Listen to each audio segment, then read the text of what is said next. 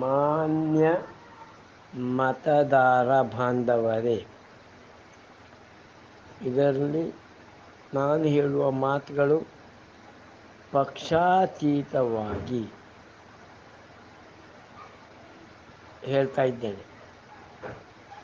ಇದು BJP ಹೇಳಿಯಲ್ಲ, Congress ಹೇಳಿಯಲ್ಲ, communist ಹೇಳಿಯಲ್ಲ, ಯಾವುದೂ ಹೇಳಿಯಲ್ಲ, ಪಕ್ಷಾತೀತವಾಗಿ ಹೇಳ್ತಾ ಇದ್ದೇನೆ.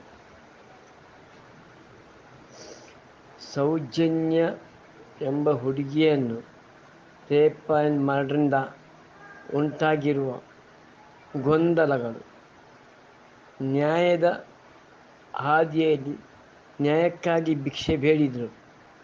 ಯಾವುದೇ ರಾಜಕೀಯ ಪಕ್ಷಗಳು ತಮ್ಮ ಲಾಲಸೆಯಿಂದ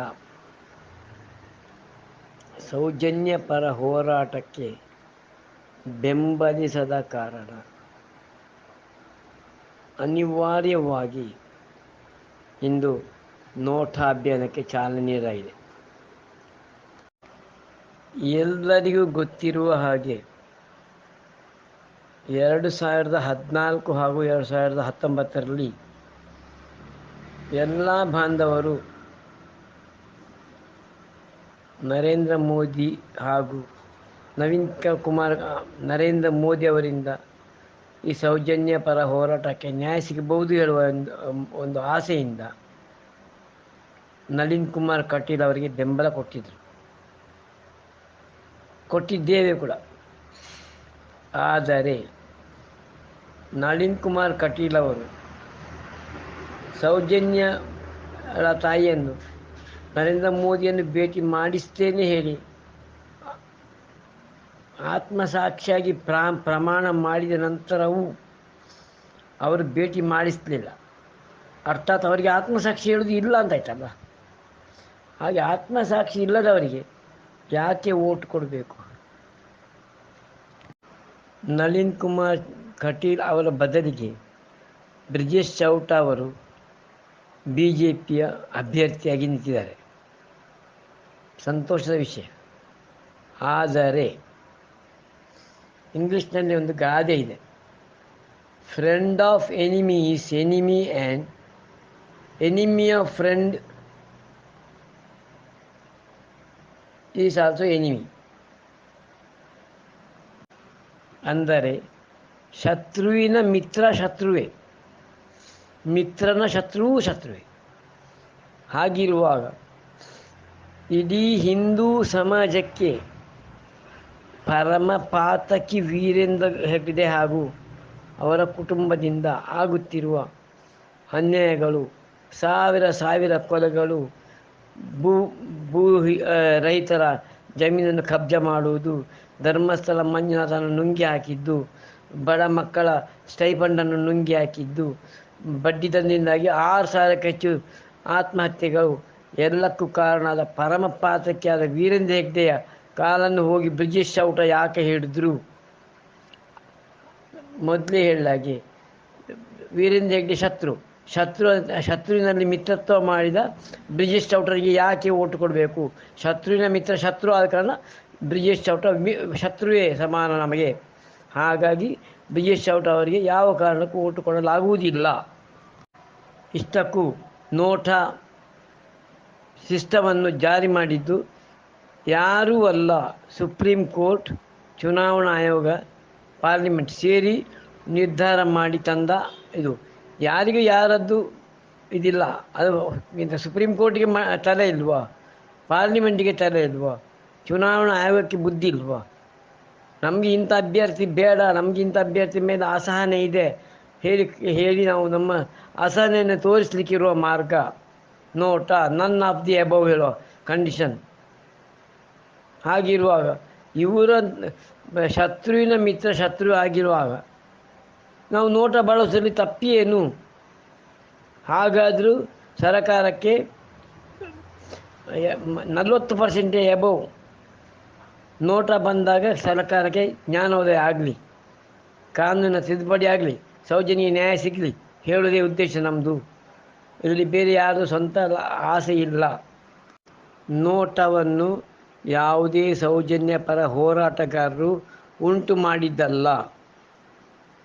ಸುಪ್ರೀಂ ಕೋರ್ಟ್, ಚುನಾವಣಾ ಆಯೋಗ ಮತ್ತು ಪಾರ್ಲಿಮೆಂಟ್ ಸೇರಿ ನೋಟವನ್ನು ಉಂಟು ಮಾಡಿದ್ದು. ಇವತ್ತು ಜನರ ಭಾವನೆಗಳ ದಿಕ್ಕು ತಪ್ಪಿಸಲಿಕ್ಕೆ ಸೌಜನ್ಯ ಪರ ಹೋರಾಟಗಾರರ ಮೇಲೆ ಯಾರೂ ಗೂಬೆ ಕೂರಿಸುವ ಅಗತ್ಯ ಇಲ್ಲ. ನೋಟ ನಮ್ಮ ಜನ್ಮಸಿದ್ಧ ಹಕ್ಕು. ನಮ್ಮ ಜನ್ಮಸಿದ್ಧ ಹಕ್ಕನ್ನು ತಡೆಯುವ ಅಧಿಕಾರ ಯಾರಿಗೂ ಇಲ್ಲ. ಬ್ರಿಜೇಶ್ ಚೌಟ ಅವರು ಅಷ್ಟು ಹಿಂದುತ್ವದ ಬಗ್ಗೆ ಒತ್ತಿ ಹೇಳುವವರಾಗಿದ್ದರೆ ಯಾಕೆ ಅವರು ವೀರೇಂದ್ರ ಹೆಗ್ಡೆ ಖಾಲಿ ಹೋಗಿ ಬಿದ್ದರು? ಚುನಾವಣೆ ಖರ್ಚಿಗೋಸ್ಕರ ಹಣ ಬೇಕಾದರೆ ಸೌಜನ್ಯ ಹೋರಾಟಗಾರರು ಒಬ್ಬೊಬ್ಬರು 10 ರೂಪಾಯಿ ಕೊಟ್ಟು ಅವರಿಗೆ ಸಹಾಯ ಮಾಡ್ತಿದ್ರು. ಒಬ್ಬೊಬ್ಬರು ಉಳ್ಳವರು ಶಿವಾಲಯ ಮಾಡೋರು ಹೇಳಿ ಒಬ್ಬೊಬ್ಬರು 100, 200, 500 ಕೊಟ್ಟು ಅವರ ಚುನಾವಣಾ ಖರ್ಚಿಗೆ ಸಹಾಯ ಮಾಡ್ತಿದ್ರು.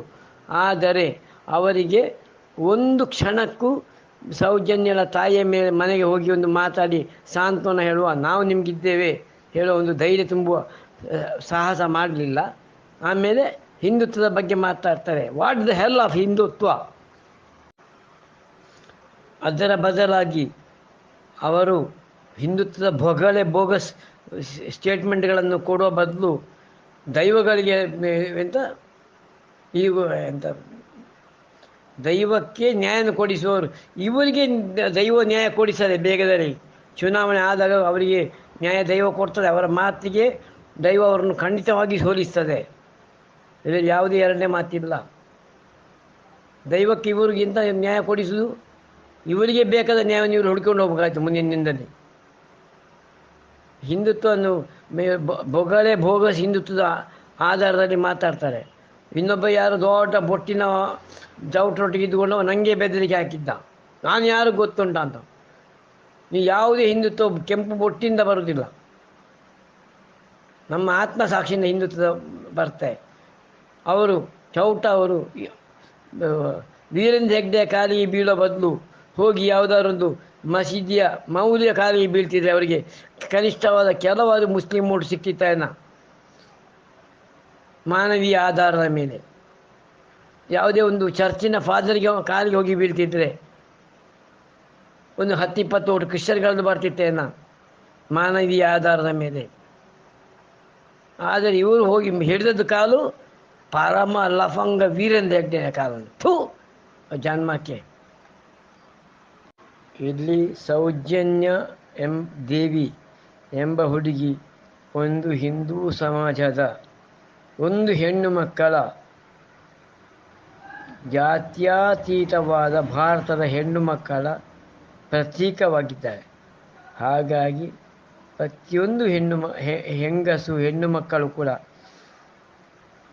ತಮ್ಮ ಮನೆ ಮಗಳಾದ ಸೌಜನ್ಯಳ ನ್ಯಾಯಕ್ಕಾಗಿ, ಹಲವು ಹೆಣ್ಣು ಮಕ್ಕಳ ನ್ಯಾಯಕ್ಕಾಗಿ, ಧರ್ಮಸ್ಥಳ ಮಂಜುನಾಥರನ್ನು ಸ್ವಂತ ಜಾಗದಲ್ಲಿಡುವ ನ್ಯಾಯಕ್ಕಾಗಿ, ಸಾವಿರಾರು ಸಂಖ್ಯೆಯಲ್ಲಿ ಬಡ್ಡಿ ದಂಧೆಯಲ್ಲಿ ಸತ್ತು ಹೋದ ಬಡ ಕುಟುಂಬದವರ ದೀನದಲಿತರ ನ್ಯಾಯಕ್ಕಾಗಿ, ಎಷ್ಟೋ ಜನರು ಭೂಮಿಯನ್ನು ಕಬಳಿಸಿಕೊಂಡಿರುವ ವೀರೇಂದ್ರ ಹೆಗ್ಡೆ ಹಾಗೂ ಕುಟುಂಬದವರ ವಿರುದ್ಧವಾಗಿ ಸರಕಾರಕ್ಕೂ ಜ್ಞಾನೋದಯ ಆಗುವ ನಿಟ್ಟಿನಲ್ಲಿ ದಯಮಾಡಿ ಎಲ್ಲರೂ ನೋಟವನ್ನು ಬೆಂಬಲಿಸಿ. ಹಾಗಾದರೂ ವೀರೇಂದ್ರ ಹೆಗ್ಡೆ ಹಾಗೂ ಅವರ ಇಡೀ ಕುಟುಂಬ ಪರಿವಾರಕ್ಕೆ ಈ ಹೋರಾಟದಿಂದ, ಈ ನೋಟಾ ಚಳವಳಿಯಿಂದ ಆದಷ್ಟು ಬೇಗ ಕಾನೂನಾತ್ಮಕವಾದ ಶಿಕ್ಷೆ ಸಿಗಲಿ ಹೇಳಿ ಪ್ರಾರ್ಥಿಸೋಣ. ಜೈ ಭಾರತ್ ಮಾತಾ.